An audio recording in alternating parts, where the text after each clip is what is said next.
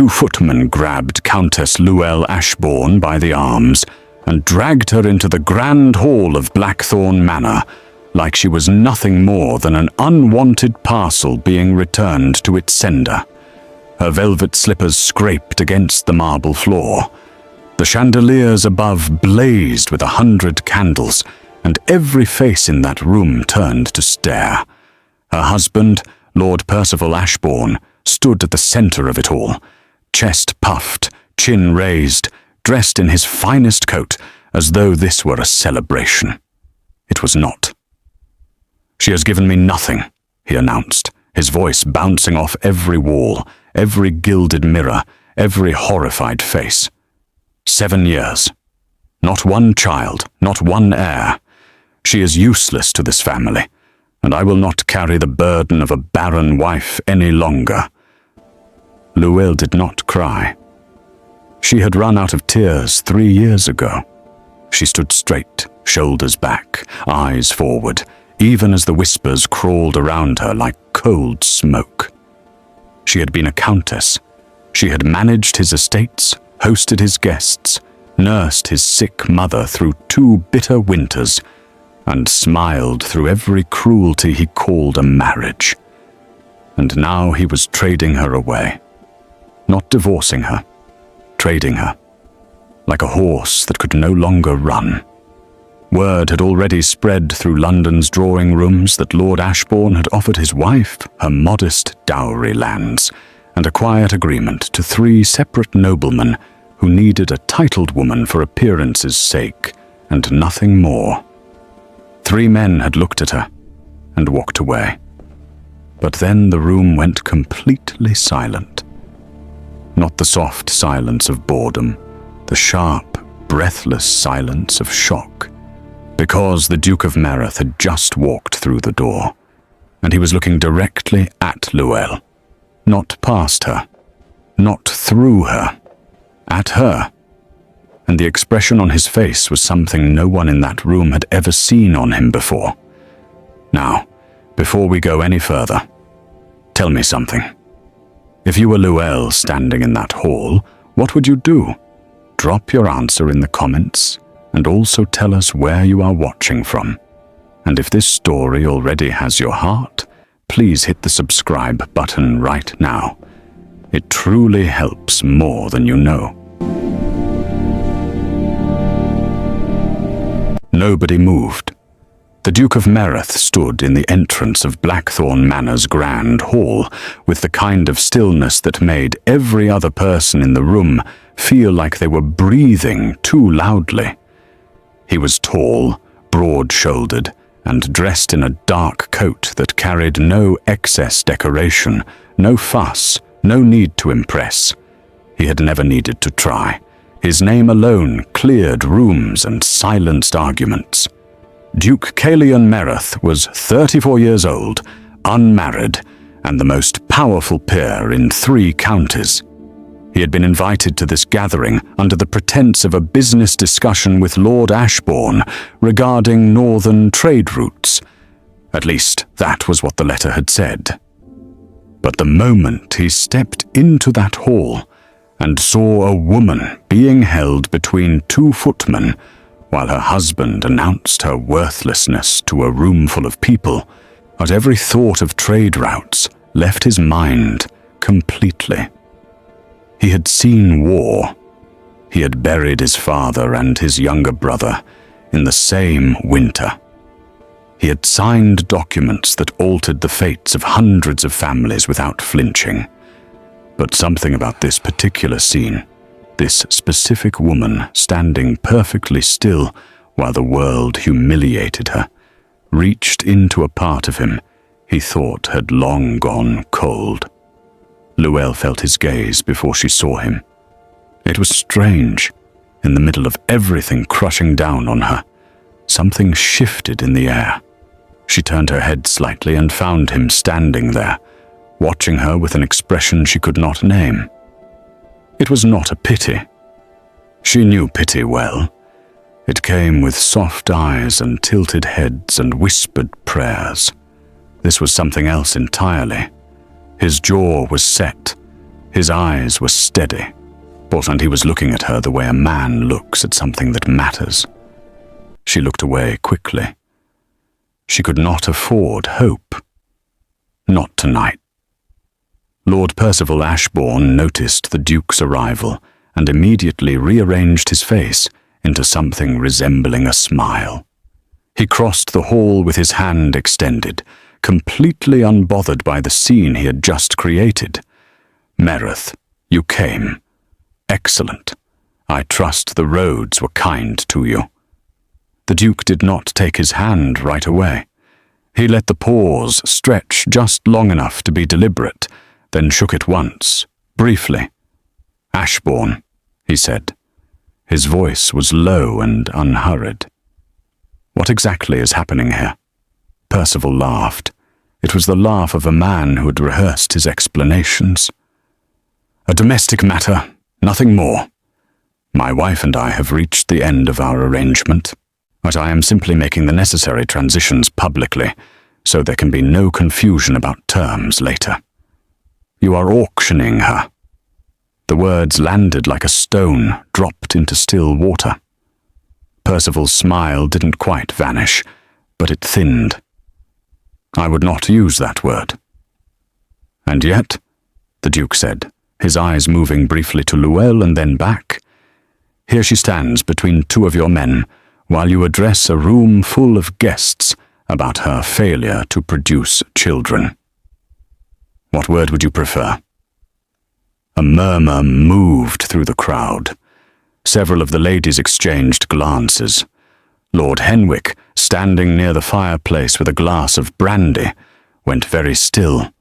He had been one of the 3 men who had already declined Ashbourne's offer. He was now deeply regretting the fact that he was still in the room.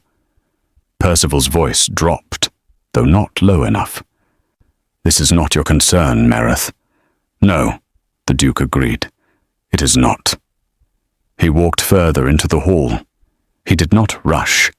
He moved the way men move when they own every second of time around them. He stopped a few feet from Luelle and looked at her directly. "What is your name?" he asked. "Just her. No one else." She blinked.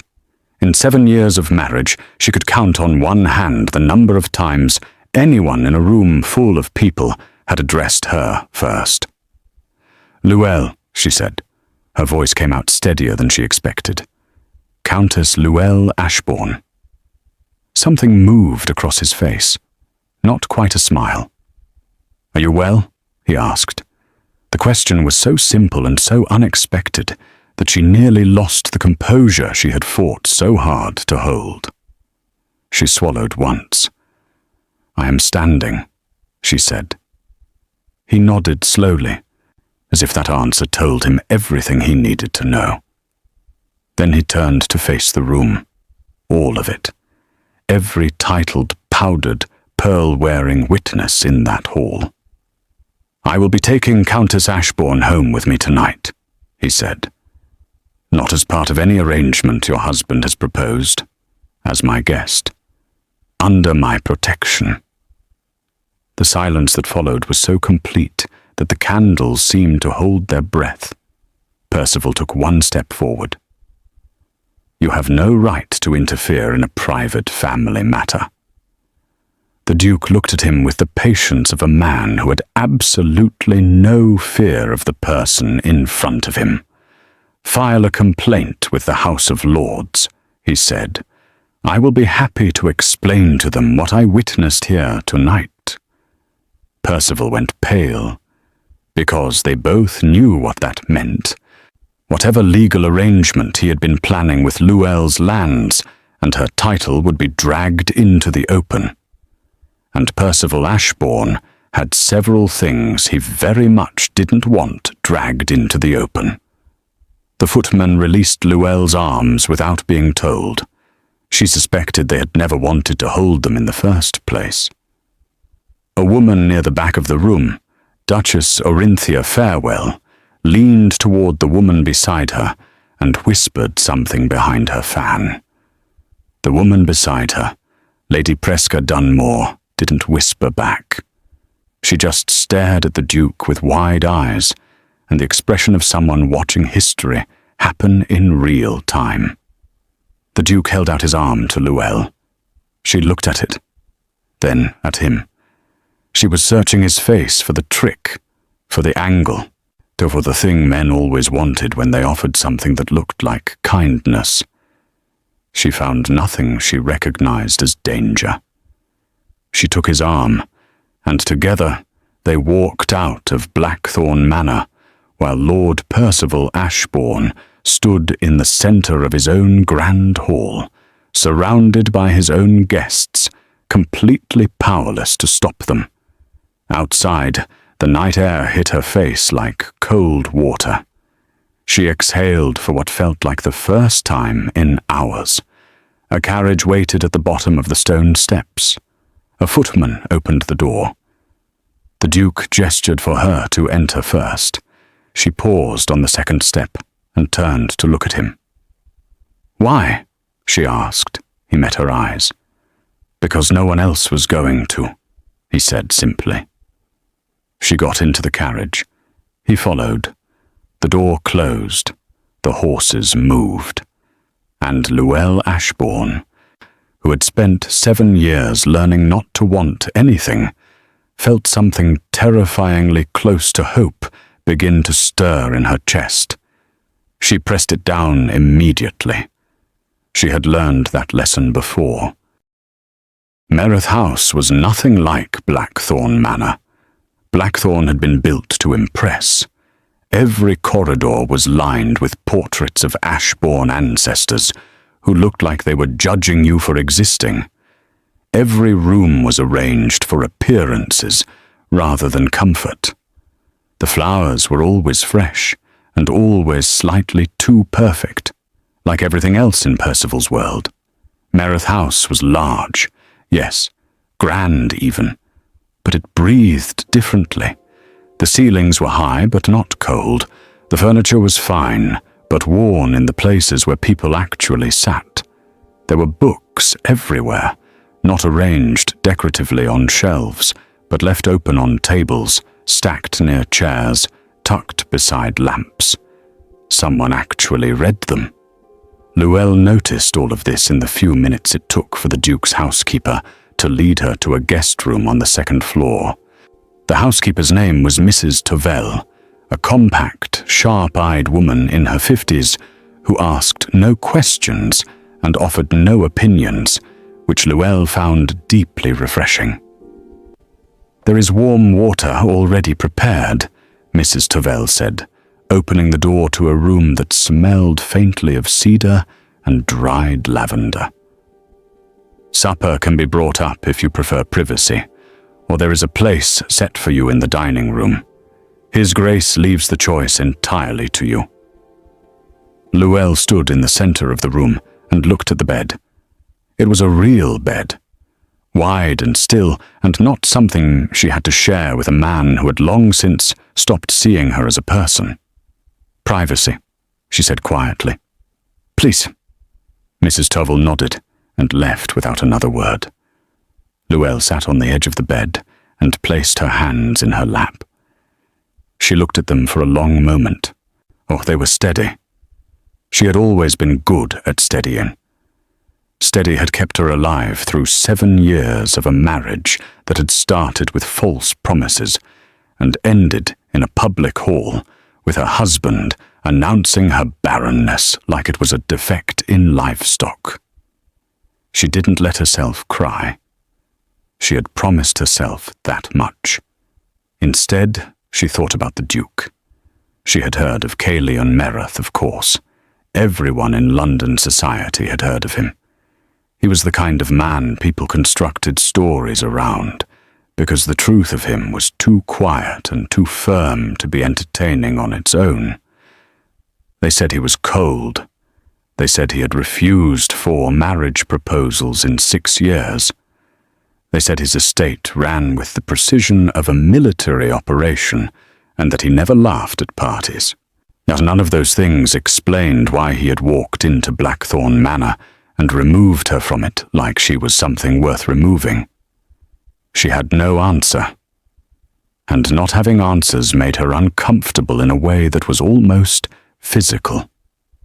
Downstairs, the Duke sat alone at the long dining table with a plate he was not eating from, and a letter he had written and then folded without sending. Across the table, his cousin Aldwyn Merrath, who had the unfortunate habit of appearing in Calian's home without warning, leaned back in his chair and watched him with the expression of a man deeply entertained by someone else's problem.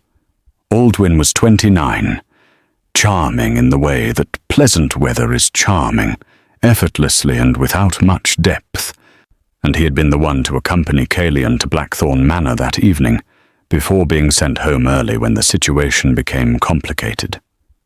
He had not gone home. "So," Aldwyn said, picking up a bread roll and tearing it apart with both hands, "you brought her here." "I did. Just like that." It appeared necessary. Aldwyn chewed thoughtfully. "You do understand that by morning every drawing room in London will have 17 different versions of tonight, none of which will be particularly accurate, and all of which will involve you." "Yes." "And you are entirely unbothered by that." Calian looked at him. "What would you have had me do?" Aldwyn held up both hands. "Nothing. I think it was the right thing. I just find it interesting that you, specifically you, who has not done a single impulsive thing in the last decade, you walked into that hall and essentially declared yourself the protector of a woman you had never spoken to before tonight." Calian said nothing for a moment. He picked up his glass, looked into it, set it back down. "She did not flinch," he said. Aldwyn blinked. "Pardon?" "When Ashborne was speaking, when the room was staring, when those men were holding her arms, she did not flinch. She stood there like she was made of something harder than anything in that room." He paused. "And she was alone, completely alone, and no one was going to do anything." Aldwyn was quiet for a moment. Then, slowly, his expression shifted into something more serious. "What are you going to do with her? She is still legally his wife." "I know. He will not let the land arrangement go quietly. Her dowry properties are worth a significant sum." "I know that too." "Calian." Aldwyn leaned forward. "What are you planning?"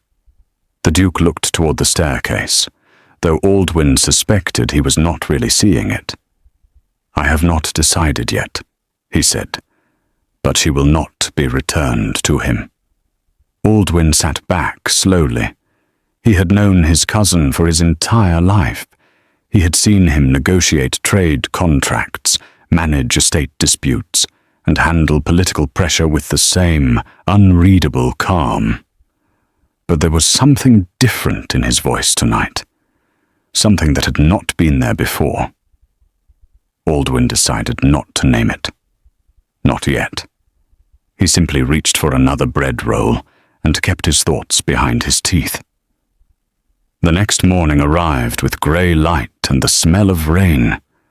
Luelle woke before 6, which she always did, because in Ashborne House the servants began moving at 6, and Percival required his breakfast prepared before 7, and the running of a household didn't pause because a woman hadn't slept. She lay still for a moment, remembering where she was. The ceiling above her was unfamiliar. The quiet was unfamiliar. The absence of dread was so unfamiliar that it made her chest ache. She rose, dressed herself without help because she did not want to ring for a maid she did not know, and went to sit by the window. Outside, the garden of Merrath House was large and slightly wild at the edges, not neglected, but allowed. There were roses growing in directions no one had tried to correct. There was a stone bench near an old oak tree that looked like it had been sat on many times. She was still sitting there when a soft knock came at the door. It was not Mrs. Toval. The Duke stood in the doorway, already dressed, already composed, holding 2 cups of tea with the slightly uncertain expression of a man who was not entirely sure this was appropriate, but had decided to do it anyway. "I was not certain you would be awake," he said. "I am always awake early," she replied. He considered this. Then he held out one of the cups. She took it. He leaned against the door frame rather than entering the room, which she appreciated. "I want to be honest with you," he said. She looked at him carefully. "All right. You are safe here. That is the first thing. The second thing is that your husband will almost certainly begin making legal inquiries within the next few days. I have a solicitor who can help protect your interests, but you will need to tell him everything about the terms of your marriage contract and the properties involved." She nodded slowly. "And what do you want in return?" He met her eyes. "Nothing." She almost laughed, not because it was funny, because she had forgotten what it sounded like when someone said that word and appeared to mean it. "Everyone wants something," she said quietly. "Yes," he agreed. "I suppose they do. But what I want is not something you owe me, and I would not take it as payment, even if you offered." She looked down at the tea. It was perfectly made, strong and slightly sweet, exactly how she would have asked for it, if anyone had ever asked. She did not know what to do with any of this.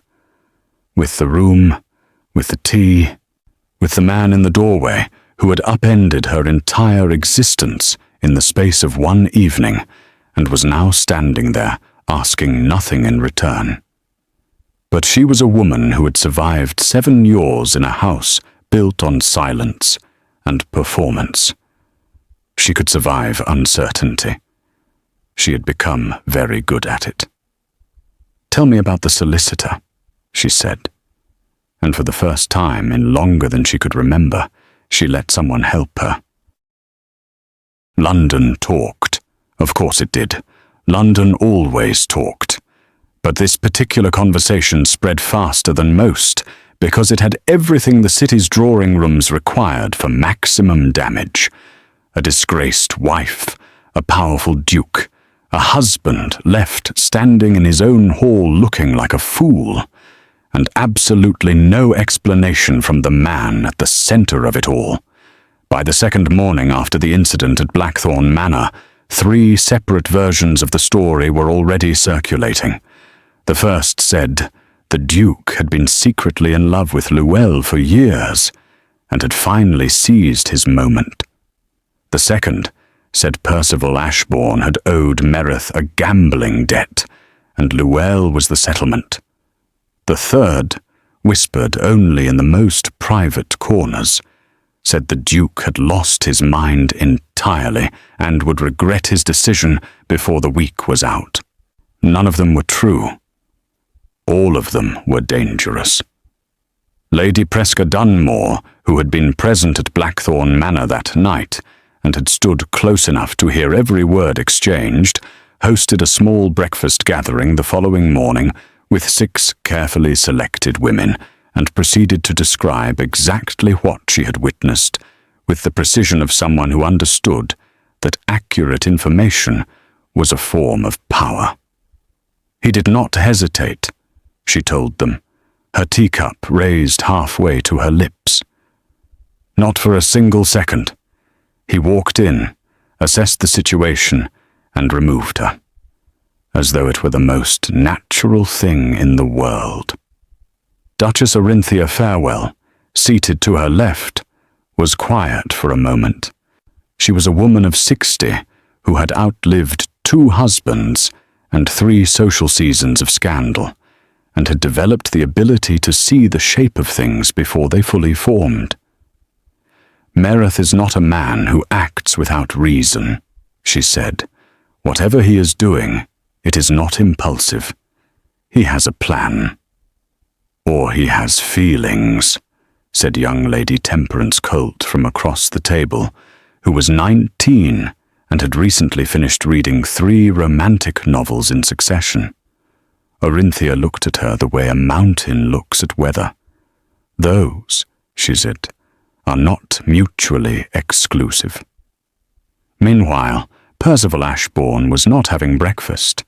He was standing in his study at Blackthorn Manor with a solicitor named Mr. Griff Quelton, who was thin, cautious, and deeply unhappy about being summoned before 8 in the morning. "I want her back," Percival said. He was not looking at Quelton. He was looking at the window. "Or I want the properties, one or the other. I am not leaving this without something." Quelton cleared his throat carefully. "My lord, the situation is somewhat delicate.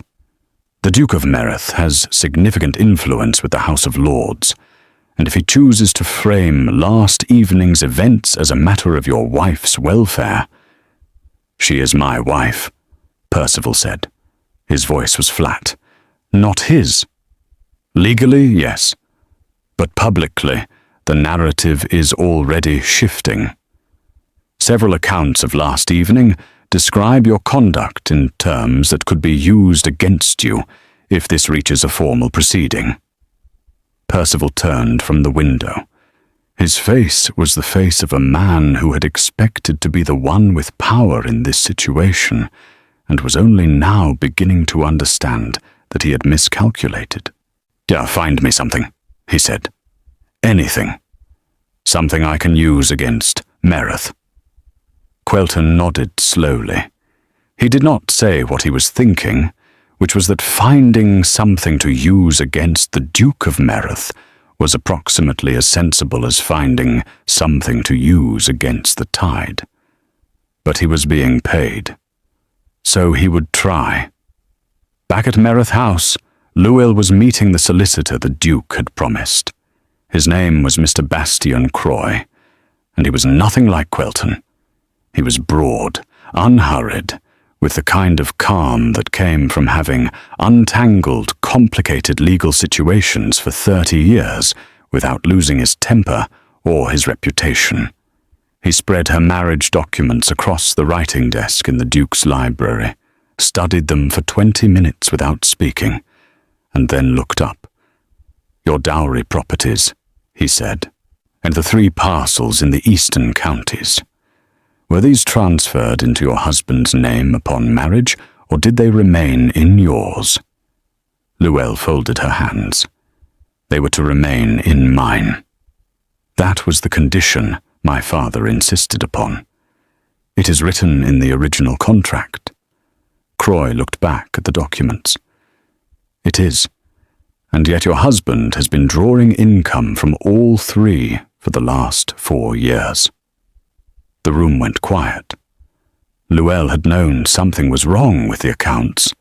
She had asked once, early on, and Percival had explained it away with the confidence of a man who assumed his wife would not press further.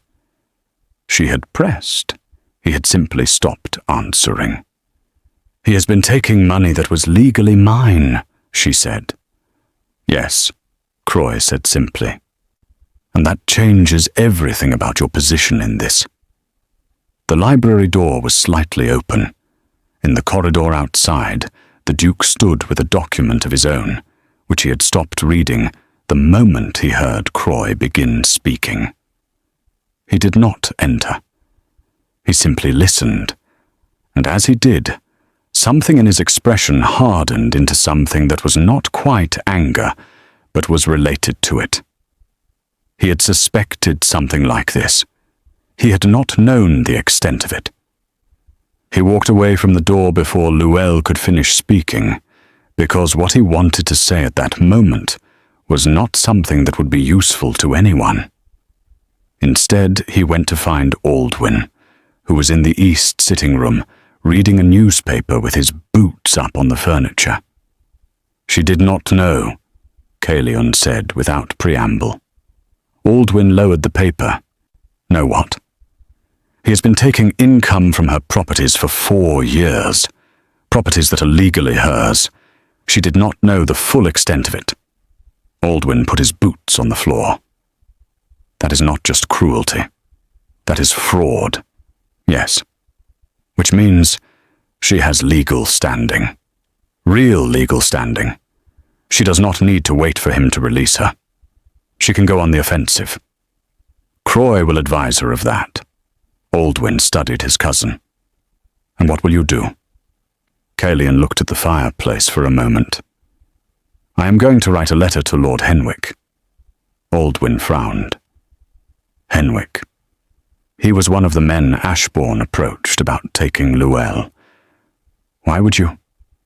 Because Henwick was present that night. And Henwick has his own complicated history with Ashborne that predates all of this. If he is willing to make a formal statement about what he witnessed, it supports whatever proceeding Croy initiates. Aldwyn blinked. Then he smiled slowly. You have already thought this through. I think most things through. You did not think of bringing her here. Caelian picked up a pen from the writing desk. No, he said quietly. That one I did not think through. He began writing, and Aldwyn wisely said nothing further. Luelle spent the afternoon in the garden. She had asked Mrs. Tovell's permission, which had amused the housekeeper visibly, because guests at Merrath House did not typically ask permission to use the garden. But Luelle was not yet comfortable moving through someone else's space, as though it belonged to her. Old habits were stubborn things. She sat on the stone bench near the oak tree she had noticed from her window that morning, and turned her face up toward the thin grey sky. And the rain had softened to a mist. It was cold, but not unpleasant. She heard footsteps on the path and looked up. It was not the Duke. It was a young woman she had not seen before, perhaps 17, with dark hair, escaping from its pins and ink stains on 3 of her fingers. She stopped when she saw Luelle and looked startled, then curious, then composed, all in the space of about 2 seconds. You are her, the girl said. The Countess. I am, Luelle said. And you are? Petra Merrath. Caelian is my brother. She said it with the casual ownership of someone who had never once been intimidated by a duke. I arrived this morning. I live mostly at the countryside estate, but I came when I heard what happened. She paused. I wanted to see you. Luelle looked at her. Why? Petra sat down on the bench without being invited, which Luelle found oddly endearing. Because my brother has not done anything surprising in 6 years, she said. And then he does this. And I wanted to know what kind of person made him do something surprising. Luelle was quiet for a moment. I did not ask him to. No, Petra said. That is probably why he did it. They sat in silence for a moment. A bird moved through the oak above them. The mist continued its quiet work. He is not what people say, Petra said eventually. He is not cold. He is just careful. There is a difference. Luelle looked at her. You are very direct for someone your age. Petra shrugged. Caelian taught me that wasted words are wasted time. She paused. He also taught me that the people worth knowing are usually the ones who have been through something difficult and came out still kind. Luelle looked away. Of the roses at the edge of the garden were losing their petals in the damp air, one by one, without drama. I am not sure I am still kind, she said softly. It was the most honest thing she had said to anyone in years. Petra considered this seriously, the way young people do when they decide to treat something as a real question rather than a polite remark. You are sitting in a garden in the rain instead of plotting revenge, she said. I think that counts. Despite everything, despite 7 years and a public hall and a marriage that had stripped her down to almost nothing, Llewellyn almost smiled. It was small, it was brief, but it was real. The letter arrived at Merrath House on Thursday. It was not from Percival. It was from his mother, Lady Ashborne, a woman of 71 who had survived 4 decades of London society through a combination of sharp intelligence and complete shamelessness. She wrote in a hand that was surprisingly firm for her age, and her message was short. She wished to call on Countess Ashborne at Merrath House on Friday at 2 o'clock. She hoped this would be convenient. Mrs. Tovell brought the letter to Llewellyn herself, which suggested even the housekeeper understood this was significant. Llewellyn read it twice. Then she went to find the Duke. He was in his study, standing over a wide desk covered in correspondence, land records, and at least one map that had been unrolled and held flat at the corners with whatever objects were closest. He looked up when she knocked on the open door. She handed him the letter without speaking. He read it. His expression didn't change, but she had begun to notice that when something affected him, it was his stillness that shifted rather than his features. He went a particular kind of quiet. "Lady Grestine is not her son," he said finally. "No," Llewellyn agreed. "She is considerably more dangerous." Something moved at the corner of his mouth. "You know her well?" "I lived in her son's house for 7 years. She visited twice a year. She never liked Percival's behavior, but she liked appearances more." Llewellyn paused. "She's coming to assess whether I am an embarrassment or an asset." He set the letter down. "Which do you intend to be?" Llewellyn met his eyes. "I have not decided yet." He looked at her for a moment longer than necessary. Then he said, "Whatever you decide, I will support it." She turned to go, then stopped. "Why does this house have so many books?" she asked. It was not the question she had meant to ask. She was not sure what she had meant to ask. "Because I read them," he said. She turned back just enough to see his face. He did not look like he was being clever. He looked like it was simply the answer. She left, and he stood in his study, looking at the door she had just walked through for considerably longer than he would have admitted to anyone. Friday came with actual sunshine, which felt almost aggressive after the grey of the previous days. Lady Ashborne arrived at exactly 2 o'clock in a carriage that was older than it needed to be and better maintained than it had any right to be. She was a small woman who had the posture of someone twice her size and the eyes of someone who had catalogued every person she had ever met and filed them away under useful or not useful. She was shown into the front sitting room where Llewellyn waited alone, because she had asked the Duke not to be present. He had accepted this without argument, which had surprised her. Lady Grestine sat, arranged herself, accepted tea, and then looked at Llewellyn the way jewelers look at stones they are not yet sure about. "You look better than I expected," she said. "I feel better than I have in years," Llewellyn replied.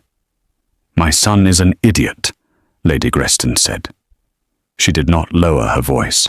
She did not soften it. "I want that acknowledged first." Llewellyn blinked. "All right." He was given a good wife, and he treated her like an inconvenience. The inability to produce children is a medical matter, not a character failure, and any man of sense knows that. My son has never had the sense I hoped he would. She took a sip of tea. "I am ashamed of what was done to you in that hall." The sitting room was very quiet. Luelle had not expected this. She had prepared herself for negotiation, for veiled threats wrapped in polite language, for the particular performance of concern that powerful women sometimes used as a weapon. She had not prepared for honesty. "Lady Grestine," she said carefully, "I am not here to bring you back to him," the old woman said, before Luelle could continue. "I want to be clear about that immediately. What he did cannot be undone, and I would not ask you to return to a house where you were publicly humiliated." She set down her teacup. "Dad, I am here because the family's solicitor has informed me that Percival intends to pursue your dowry properties through a legal claim. And I am here to tell you that I will testify against that claim if it reaches a formal proceeding." Luelle stared at her. "You would testify against your own son." "I would testify for what is right," Lady Grestine said, "which is different." She folded her hands in her lap. "Your father was a good man. He negotiated those property terms specifically to protect you. Percival violated that agreement. I knew he was drawing income from those parcels. I told him twice to stop. He did not." Her mouth thinned. "I am 71 years old. I have very little patience left for men who think their comfort justifies theft." Outside in the corridor, completely invisible and making no sound, Petra Merrath was crouched near the sitting-room door, with her ear approximately 3 inches from the wood. She had promised her brother she would not eavesdrop. She had broken that promise almost immediately. She pressed her hand over her mouth to keep from making a sound. Inside the sitting room, Luelle was doing something she had genuinely not done in years. She was sitting in front of another person and feeling seen, not assessed, not measured against her usefulness, actually seen. "I do not know what to say," she admitted. Lady Grestine almost smiled. It transformed her face briefly into something warmer. "You do not need to say anything. You need to give your solicitor my name and tell him I am available when needed." She rose, which signaled the visit was ending. "The Duke of Merrath is a good man. I have known him since he was 12 years old, and already more responsible than most men twice his age. Whatever he is doing, it is not for entertainment." She said this last part with the deliberate casualness of someone placing a significant object on a table and pretending not to notice where it lands. Luelle rose with her. "I appreciate your coming." Lady Grestine picked up her gloves. "One more thing." She looked at Luelle directly. "You have been told your whole married life that you are lacking, that you are incomplete, that something is wrong with you." She paused. "There is nothing wrong with you. There never was." She left. Her carriage departed at precisely 2:47. Luelle stood in the center of the sitting room for a long moment after the sound of the wheels faded. Then she sat back down, placed her hands in her lap, and for the first time in a very long time, she let herself cry. Not from grief, not from pain, from something she did not have a clean word for. Something that felt like a wall she had been holding up for 7 years, finally, quietly, coming down. She did not hear the door open. She did not hear his footsteps. She only knew the Duke was there when a clean handkerchief appeared on the arm of the chair beside her, placed there carefully and without comment. She looked up. He was already walking away, giving her the privacy of the moment while still somehow being present in it. She picked up the handkerchief. She pressed it to her face, and she thought, with something that frightened her a little, that she was beginning to understand why Petra had said her brother was not cold. He was not cold at all. He was simply waiting. For what? Well, she was not yet sure. But she was beginning to think that whatever it was, it might have something to do with her. The news broke on a Tuesday. Not slowly, the way most things unravelled in London society. It broke all at once, like a window struck by something thrown hard and deliberate. By noon, every club, every parlour, every carefully arranged afternoon visit in the city carried the same information in slightly different packaging.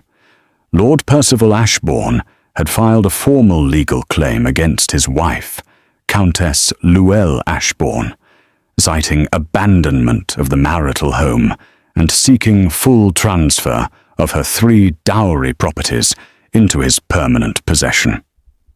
The claim was aggressive, it was calculated, and it was, according to Mr. Bastian Croy, who appeared at Merrath House within 2 hours of the filing becoming public, almost impressively stupid.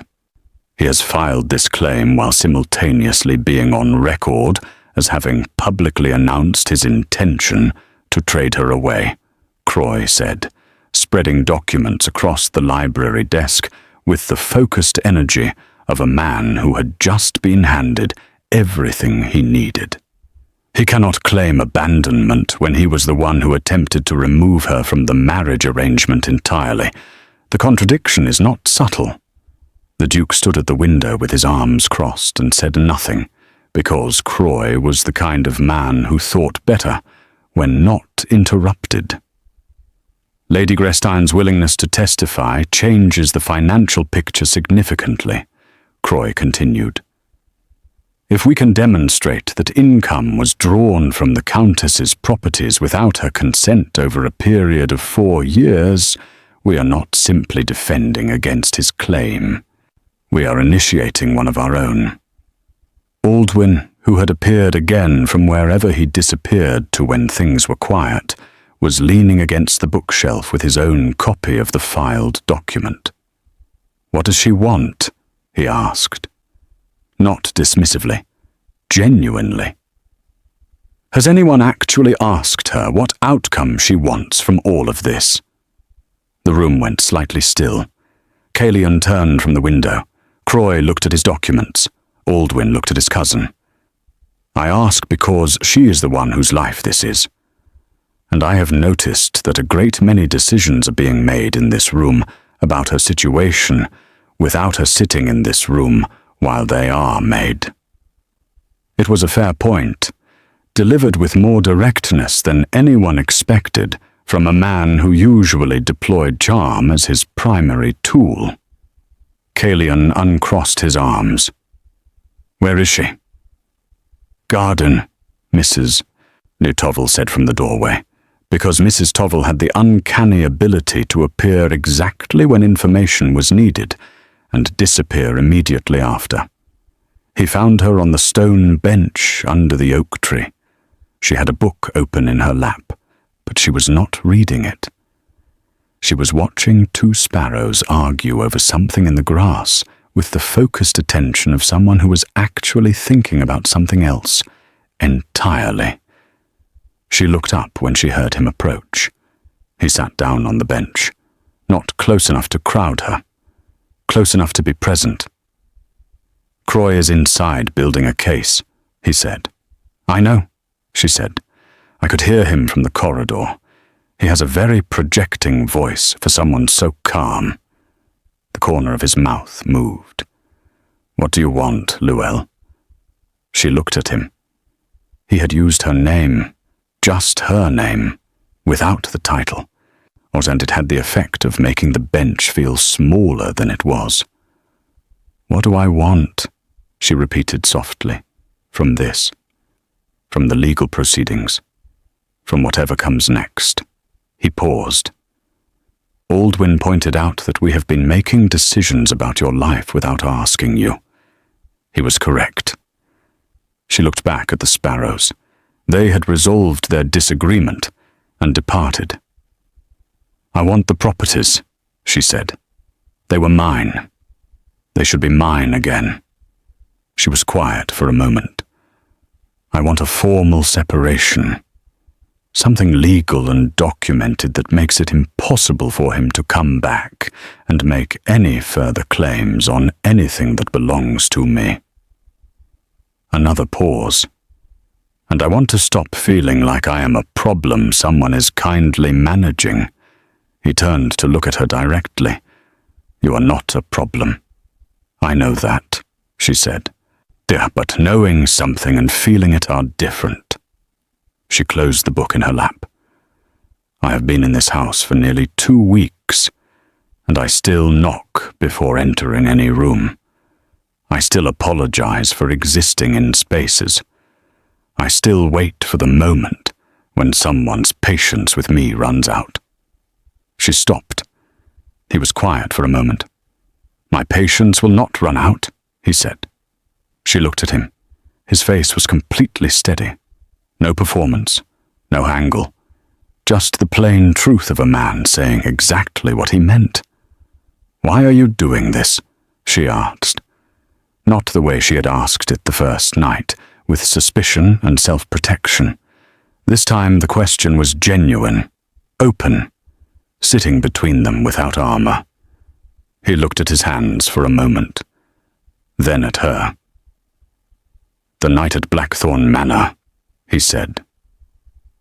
"When I walked in and saw you standing there, not crying, not begging, not performing an apology for a room full of people who had decided your worth. I have been in rooms like that before. I know what it feels like to be the one standing still while everyone else decides what happens to you." He paused. "I was not going to walk past that." She held very still. "Something happened to you," she said quietly. Not a question. "Yes," he said. "When I was younger, before my father died, before I became the Duke and acquired all the protection the title carries." He did not elaborate, and she did not push. But she understood, with the particular understanding of someone who has their own quiet wounds, that his clarity about what she needed had come from somewhere personal. "Calian," she said. It was the first time she had used his name, just his name, without the title. He went very still. The way she had learned meant he was feeling something. "I do not know what this is," she said honestly. "What is happening between us? I do not know if it is gratitude, or something more, or something I am imagining entirely. And I cannot trust my own instincts about people right now because my instincts were wrong about the last person I trusted." "That is fair," he said. "But I do not want to leave," she said. The words came out before she had fully decided to say them. "And I am not saying that because I have nowhere to go. I am saying it because when I wake up in the morning in this house, there is no dread." And I had forgotten what that felt like. The garden was very quiet. The mist had gone. The light was doing something golden and soft over the roses. He reached over and placed his hand over hers where it rested on the book in her lap. Not gripping, not pulling, just there. Warm and still. "Then stay," he said, "for as long as you want, until you know what you feel. I am not going anywhere." She looked down at his hand over hers. She did not move away. "Percival will make this ugly," she said. "Let him try," Calian said. The quietness of it was more confident than a shout. She exhaled slowly, and for the first time in a very long time, she let herself sit inside a moment without immediately looking for the exit.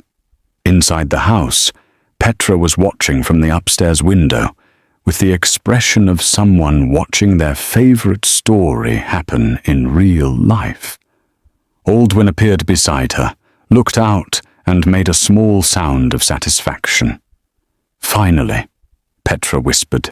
Or do not say anything to him about it, Aldwyn said. Obviously, she replied. Then after a pause, not yet anyway. 3 days later, Lord Henwick's formal statement arrived at Croy's office.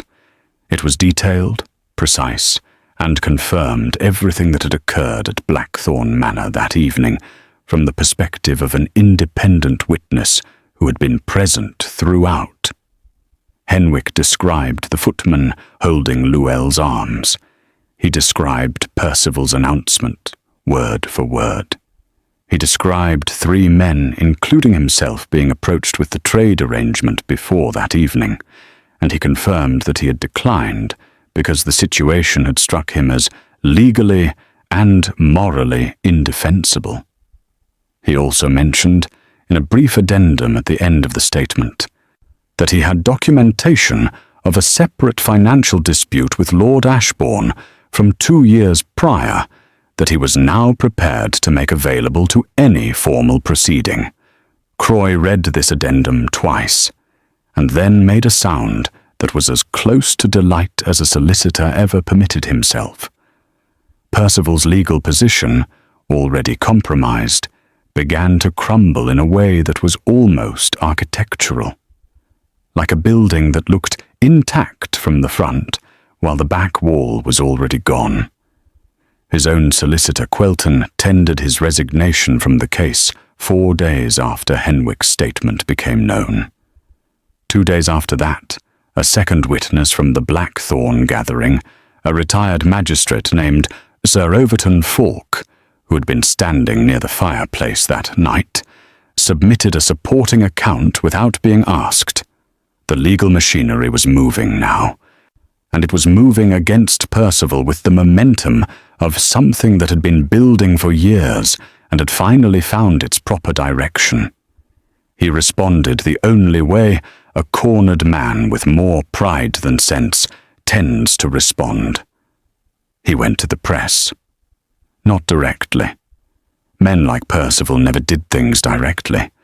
But within the week, a piece appeared in one of London's less reputable social publications, suggesting that the Duke of Merrath had acted improperly by removing a married woman from her husband's home, that questions about the Duke's motives were entirely reasonable, and that the Countess herself had a history of difficult behavior within the marriage. The piece did not name its source. It did not need to. Caelian read it at breakfast on a Wednesday morning. He set it down beside his plate and continued eating. Petra, who had read it 3 minutes earlier and was practically vibrating with outrage, stared at him. "That is all?" she demanded. "You are just going to sit there?" "What would you have me do?" he said mildly. "Something. Anything. He is lying about her in print." "Yes," Caelian said.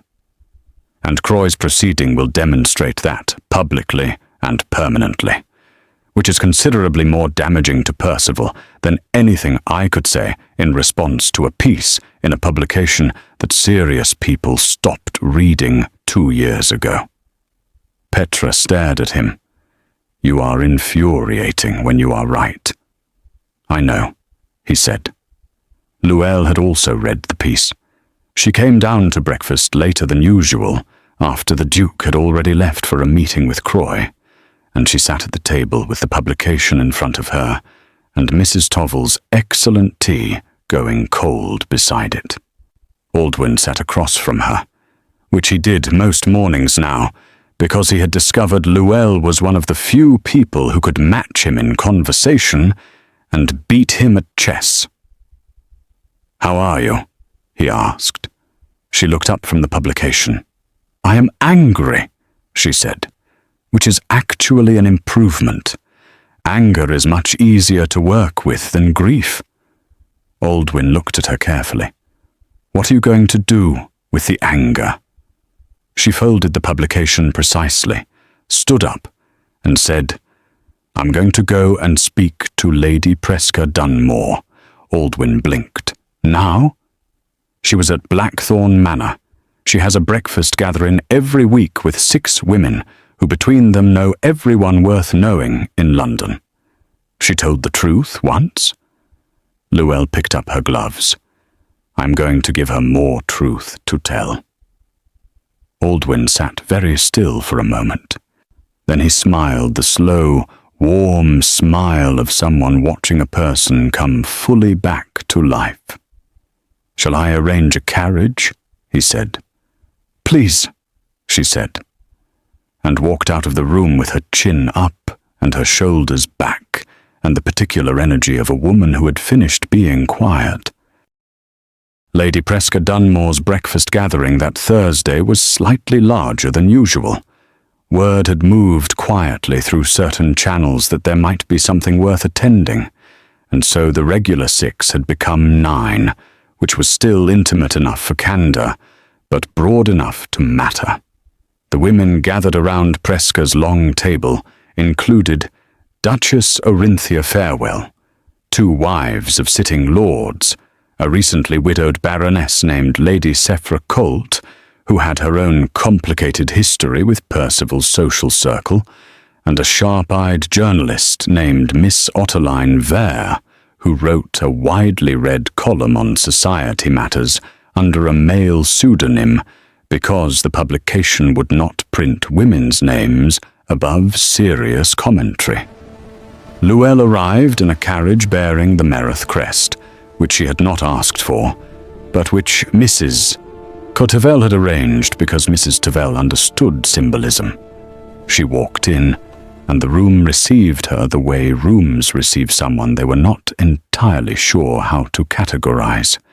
She sat where Presca directed her, accepted tea, and then spoke for approximately 20 minutes without notes, without performance, and without apology. She described her marriage. Not all of it, not every private wound, but the shape of it. The years of being told her value was contingent on producing an heir. The properties drawn from without her knowledge or consent. The evening at Blackthorn Manor, experienced from the inside, which sounded very different from the outside. The press piece that had appeared that week, attributing difficult behavior to her without a single specific example.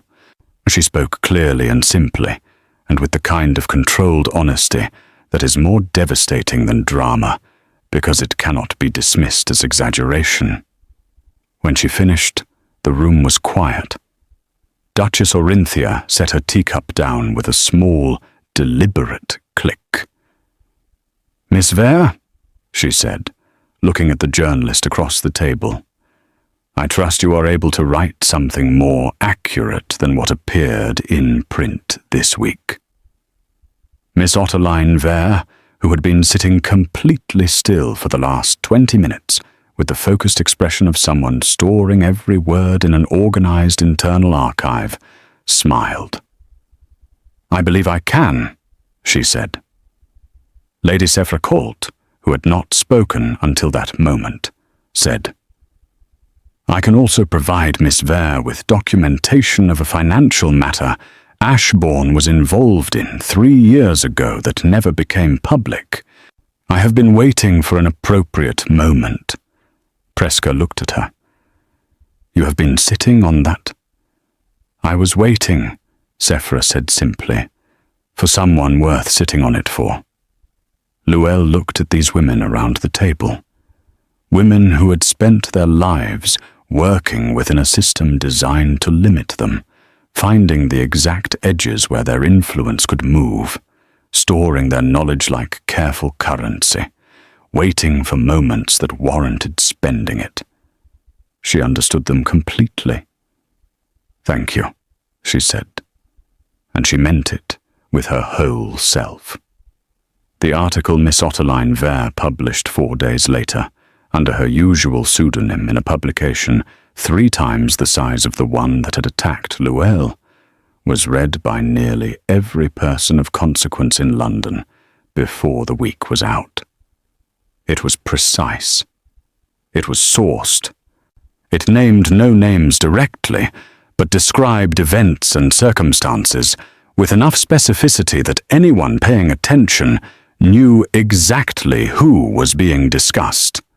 It raised pointed questions about the legal and ethical dimensions of a husband publicly trading away a wife, about the income drawn from properties that were not legally his, and about the curious pattern of a powerful man attacking a woman's character in print the moment she acquired capable legal representation. It did not mention the Duke of Merrath at all, which was, in its own way, the most powerful thing about it. Percival read it on a Friday morning and threw his breakfast plate across the room, which 3 of his remaining servants witnessed and would later describe to their own social circles in vivid detail. The legal proceedings moved quickly after that, or Croy had assembled a case that was, in his own measured estimation, about as solid as legal cases came. Lady Grestin's testimony, Henwick's statement, Sir Overton Falk's account, and the 4 years of financial records from Llewell's properties created a picture that left very little room for interpretation. Percival's counterclaims, never particularly strong, collapsed in sequence like dominoes that had been poorly arranged from the start. He withdrew the abandonment claim on a Wednesday. He accepted a formal separation agreement on the Friday of the same week. The properties were returned to Llewell's sole possession by the following Tuesday, with a financial settlement attached that Croy had negotiated with the silent efficiency of a man who enjoyed his work enormously. Percival signed everything in his solicitor's office, alone, but because Quelton had resigned, and the replacement solicitor he had hired was still learning the extent of what he had gotten himself into. He signed with the expression of a man who had fully expected to win, and was only now fully understanding that he had lost before the game properly began. He did not attend any public events for the remainder of the season. He did not need to. His absence said everything his presence would have. On the day the final documents were signed, Llewell stood in the library at Merrath House with Croy's summary in her hands, and the afternoon light coming through the tall windows in long, warm lines across the floor. She was free. Not the approximate, provisional freedom of being housed by someone else's kindness. Real freedom. Legal, documented, financial freedom. Her name on her own properties. To her future in her own hands. She stood there for a long, quiet moment and let it become real inside her. Then she went to find Caelian. He was in the garden. Not on the bench, but standing near the far roses, looking at something she could not see from the door. He turned when he heard her footsteps on the path. She held up the document summary without speaking. He looked at it, then at her face. "It is done," she said. He exhaled slowly. Not with relief exactly, with something deeper than relief. "Good," he said. She walked toward him and stopped a few feet away. The roses were doing something extraordinary in the afternoon light, losing their last petals in slow, unhurried spirals. "I need to tell you something," she said. He waited. "I have been thinking about what you said. On this bench. About not going anywhere." She looked at him steadily. "I have been afraid of my own feelings, because the last time I trusted what I felt about a person, I spent 7 years paying for it." She paused. "But I've also been watching you for weeks. How you move through your own house, how you speak to your sister, how you handled all of this without once making me feel like a burden or a project or a cause." Another pause. "And I think what I feel is not gratitude. I think it is considerably more than gratitude, and it has been growing since the morning you brought me tea and stood in the doorway because you didn't want to overstep." He was very still. "Luelle," he said. "I am not finished," she said. "I want to say it properly." She took a breath. "I do not know what shape a future between us would take. I am newly free, and I want to honor that freedom honestly, not rush into something because it feels safe. But I want you to know that when I think about what comes next, you are in it. Not as a protector, not as a benefactor, as someone I want to know more of, someone I want to choose when I am ready to choose anything." The garden held still around them. He stepped forward, slowly, and raised one hand to her face, his thumb brushing lightly along her cheekbone, the way you touch something you are not yet sure you are allowed to touch, but cannot help touching. "I will be here," he said softly, "when you are ready, however long that takes." She covered his hand with her own, holding it there against her face. "Not too long," she said, and something in her eyes was warm and certain and entirely new. He smiled, a real one, not the almost smile she had catalogued over the weeks, a full, quiet, private smile that Petra, watching from the upstairs window for the second time in a month, declared later to Aldwyn as the best thing she had ever seen her brother do with his face. Aldwyn did not disagree. He simply lifted his teacup, looked out the window at the two people standing in the garden below, and said, "It is about time." 3 months later, on a morning that smelled of early spring and fresh bread from Mrs. Tovel's kitchen, Luelle Ashborne walked through the garden of Merrath House, not as a guest, and not as someone in need of protection, but as a woman who had chosen exactly where she was standing, and exactly who she was standing near. The announcement of their engagement had appeared in the proper publications the previous week. It had been brief and dignified, and had contained no explanation, because no explanation was owed to anyone. London talked, of course. London always talked. But this time the conversation was different. This time there was no cruelty in it, no judgment, no whispered assessment of her value. This time people simply said, quietly and with something close to wonder, that the Duke of Merrath had chosen the woman no one had wanted, and in doing so had shown everyone exactly what choosing looked like when it was done properly. Lady Grestine sent a short note that contained only 4 words. "Well done, my dear." Duchess Orinthia attended the small engagement dinner at Merrath House and spent most of the evening talking to Petra, who was delighted to have found another woman in the room who said exactly what she thought. For Miss Ottoline Vere wrote a brief, elegant column about the season's most surprising development, which managed to be warm without being sentimental and pointed without being unkind, and which was her most read piece of the year. Aldwyn gave a toast that was genuinely funny and only slightly embarrassing, and ended with something true. "My cousin," he said, raising his glass, "has always known how to read a room. But it took the right person to make him want to stay in one." Caelian looked at Luelle across the table.